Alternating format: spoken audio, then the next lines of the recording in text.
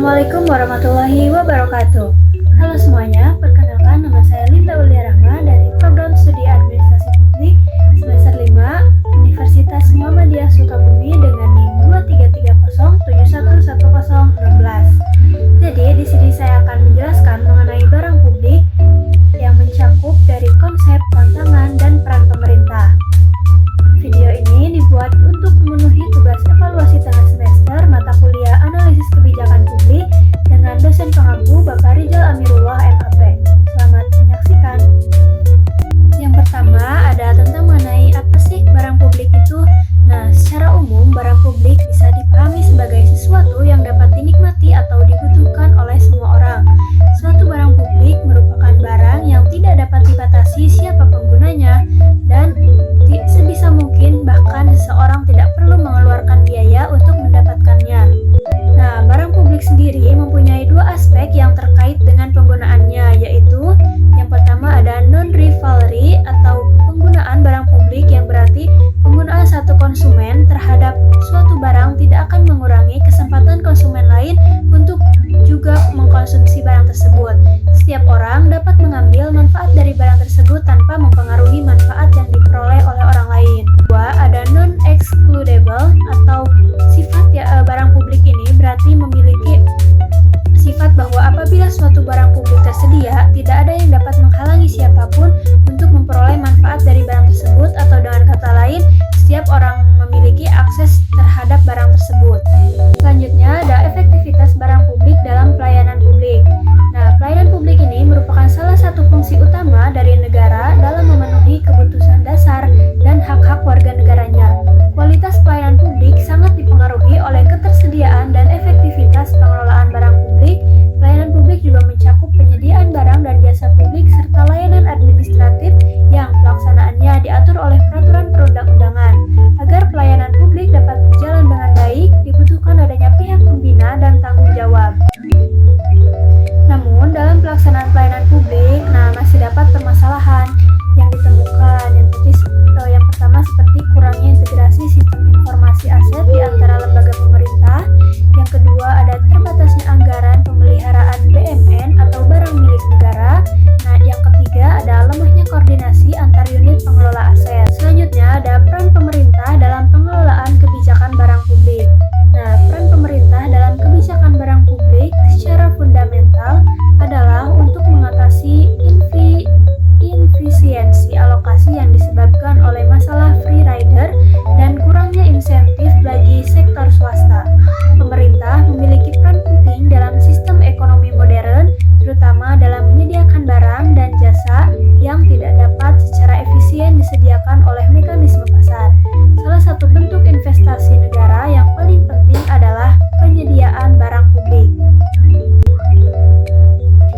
Nah, dalam konteks negara juga penyediaan barang publik sangat berpengaruh terhadap tingkat kesejahteraan sosial masyarakat. Kesejahteraan sosial tidak hanya diukur oleh pertumbuhan ekonomi, tetapi juga dari akses masyarakat terhadap pelayanan dasar yang layak, kesempatan yang merata, serta terjamin terhadap hak-hak sosialnya. Namun, dalam kenyataannya, distribusi barang publik ini masih belum merata, baik dari segi kuantitas maupun dari segi kualitas. Ketimpangan antar daerah, ketidakefisienan birokrasi, serta anggaran yang terbatas seringkali menjadi kendala utama dalam mewujudkan pelayanan publik yang optimal. Nah, dalam penyediaan barang publik juga pemerintah menjalankan beberapa fungsi utama yang mendukung terciptanya kesejahteraan sosial.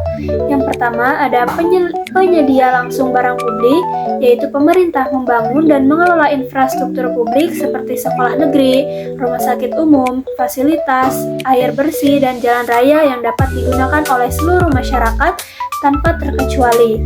Penyediaan ini juga sangat vital untuk membuka akses pendidikan dan kesehatan yang pada akhirnya meningkatkan kualitas sumber daya manusia. Yang kedua, menjadi regulator dan pengawas.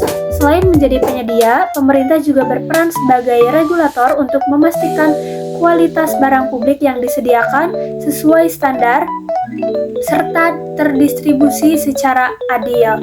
Regulasi ini juga mencegah terjadinya diskriminasi dan memastikan fasilitas publik tidak hanya berfokus pada wilayah tertentu saja atau perkotaan saja, melainkan juga menjangkau daerah-daerah terpencil. Yang ketiga, pemerintah menjadi fasilitator dan pendukung swasta. Dalam beberapa kasus, pemerintah juga memberikan insentif dan subsidi kepada pihak swasta agar mau berkontribusi dalam penyediaan barang publik, contohnya program kemitraan dengan sekolah atau rumah sakit swasta, sehingga cakupan layanan publik dapat diperluas dengan sumber daya yang lebih beragam. Nah, dalam pelaksanaannya ini juga terdapat beberapa kendala dan tantangan yang sering dihadapi oleh pemerintah. Yang pertama yaitu ada keterbatasan anggaran karena tidak semua daerah memiliki kemampuan atau fisikal yang sama. Daerah dengan pendapatan asli daerah atau PAD rendah sangat bergantung pada dana transfer dari dana pusat. Yang kedua ada dari masalah birokrasi, yaitu lambatnya proses birokrasi dan adanya praktik korupsi menyebabkan pemborosan anggaran dan keterlambatan dalam penyediaan barang publik. Nah, yang ketiga ada kurangnya keterlibatan masyarakat dalam perencanaan, pengawasan, dan evaluasi program membuat barang publik yang disediakan kurang sesuai dengan kebutuhan lokal dan berpotensi tidak berkelanjutan. Yang ketiga, ada kurangnya keterlibatan masyarakat dalam perencanaan, pengawasan, dan evaluasi program yang membuat barang publik yang disediakan oleh pemerintah tidak sesuai dengan kebutuhan lokal dan berpotensi tidak berkelanjutan. Yang keempat, itu ada pemerintah seringkali tidak memiliki data yang akurat dan sistem evaluasi yang memadai untuk mengukur efektivitas penyediaan barang publik, sehingga sangat sulit untuk melakukan perbaikan yang berbasis dengan bukti. Nah, setelah tadi terdapat permasalahan yang terjadi dalam penyediaan barang publik oleh pemerintah, selanjutnya di sini ada berbagai solusi untuk mengatasi berbagai tantangan tersebut.